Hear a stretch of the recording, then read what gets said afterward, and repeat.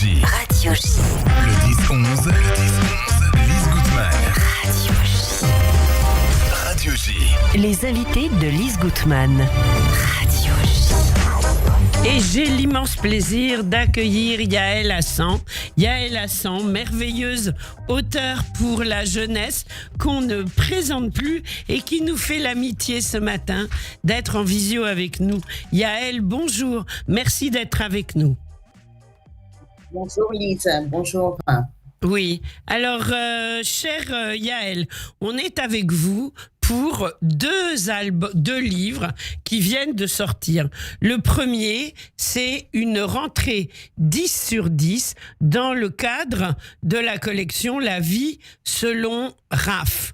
RAF, vous allez nous expliquer tout ça. Et le second dont on parlera ensuite, c'est la visite au Struthof, camp méconnu. Ça tient à la fois de l'info, de la BD, mais tout ça raconté pour la jeunesse.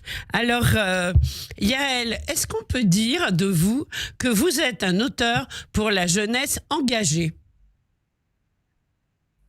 J'espère bien, oui. De toute façon, dès mon premier roman, Un grand-père tombé du ciel, j'ai besoin d'écrire utile. Et justement, c'est ce choix, c'est aussi ça qui m'a guidée vers l'écriture pour la jeunesse, parce que j'avais besoin de sentir que je me sens, de sentir une vraie utilité dans l'écriture et d'apporter quelque chose aux enfants que je n'aurais peut-être pas pu apporter en littérature générale. Alors, on va commencer avec une rentrée 10 DYS sur 10 DIX.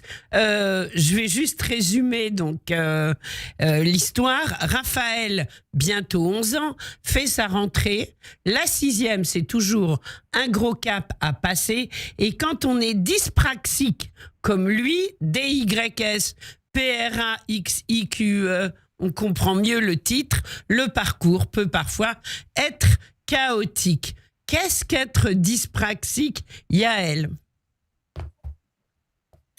Alors, ça fait partie des troubles 10, ce qu'on appelle les troubles 10, donc neuroatypiques, c'est-à-dire de la famille de la dyslexie, la dysorthographie, la dyscalculie, etc.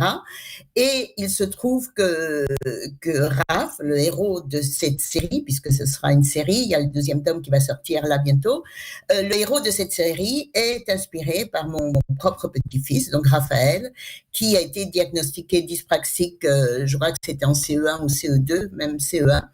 Et j'ai voulu, et dès le départ, quand j'ai réalisé le parcours du combattant auquel il allait devoir se confronter, lui et ses parents, je me suis dit, mais en même temps, comme c'était un petit garçon qui a toujours d'ailleurs beaucoup d'humour et qu'il prenait les choses vraiment avec une grande philosophie, donc je me suis dit que ce serait intéressant de partager cette expérience avec d'autres enfants dyspraxiques, des parents qui ont aussi des enfants qui ont des troubles 10, et puis surtout, j'ai eu la chance de me voir proposer cette idée de collection par les éditions Tom Pouce qui m'ont demandé si j'acceptais de participer à cette collection en racontant. Et la particularité de cette collection, c'est que tous les héros ont un trouble 10 ou autre trouble neuroatypique. Oui. Alors justement, donc cette rentrée 10 sur 10, vous l'avez écrite pour des jeunes qui rentrent en 6e à partir de 10 ans, je crois, on peut dire. Oui, même les enfants de CM2 l'aiment beaucoup parce qu'aussi ça les prépare un peu à la rentrée en 6e. Donc je dirais c'est du 9-12 à peu près en tranche d'âge. Oui. Quand on est dyspraxique, on est un ado comme les autres ? Oui, carrément, parce que ça fait aussi des troubles invisibles. Donc mener une vie quasiment normale, mais il faut s'adapter, il faut aussi une certaine adaptation de l'entourage.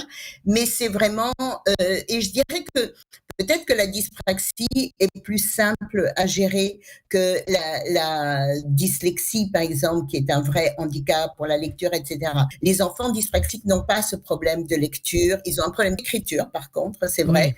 Oui. Mais je pense que, alors ça ne se soigne pas, hein, aucun de ces troubles ne se soigne, mais il faut s'adapter métier et Raphaël fait ça de manière magistrale. Alors, la vie selon Raph, avec l'illustration de couverture qui est très très jolie, c'est l'éditeur qui s'en est occupé? Oui, tout à fait. Ouais. D'accord. Alors moi, ce que j'ai beaucoup aimé aussi, c'est que c'est par exemple, on commence le livre avec la présentation des personnages et on est tout de suite avec vous dans l'ambiance.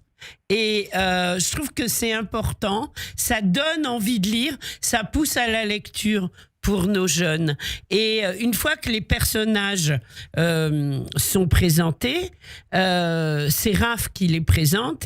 Et la petite conclusion, c'est « Et surtout, vous allez pouvoir partager mes aventures et mes aventures. » Donc, mes aventures et mes aventures, mes coups de cœur, mes coups de blues, tout ce que j'adore et que je déteste. Aussi, bref, tout un programme. On n'a qu'une idée quand on lit ça, c'est de plonger dans la lecture du livre. C'est volontaire? Oui, bien sûr. Et puis, c'est un livre, je voulais surtout rester dans l'humour. Je voulais absolument pas que ce soit dramatique. Je voulais absolument pas faire pleurer dans les foyers. Il faut dire que le personnage... c'est plein d'humour. Et Raph, oui, tout à fait. Et Raph a beaucoup de détachement par rapport à ce qui lui arrive. Oui. Et beaucoup, je pense que ce qu'il a sauvé aussi, ce qu'il a aidé en tout cas, c'est le sens de l'autodérision. C'est-à-dire que c'est un enfant, un petit garçon qui est de si bonne composition qu'il était désarmant et qu'il ne s'est jamais fait vraiment harceler ou moquer. C'est vraiment il a un caractère vraiment exceptionnel. Oui. Et alors justement, comment le vrai Raphaël a-t-il pris ce livre ?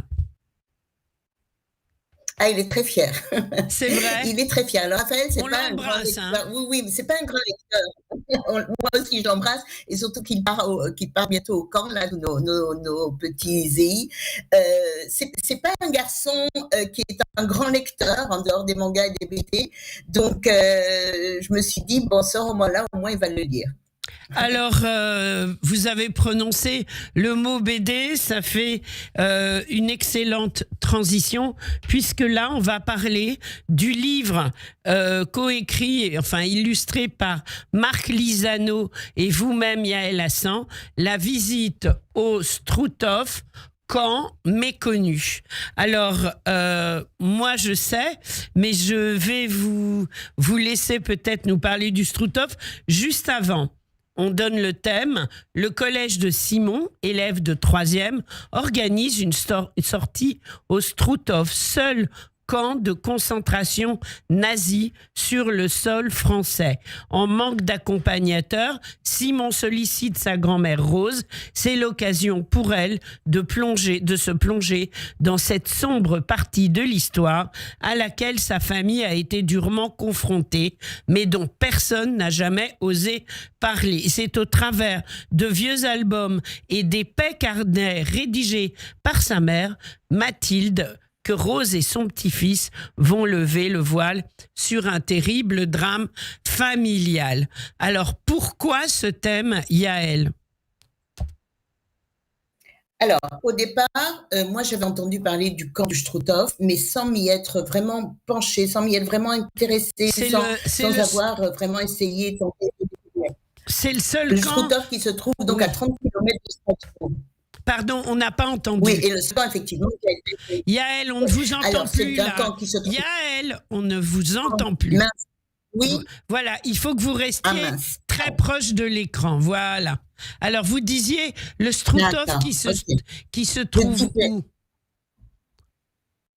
Voilà, on a vraiment un problème de connexion et c'est bien dommage. Yaël Hassan, vous êtes avec nous ou pas ?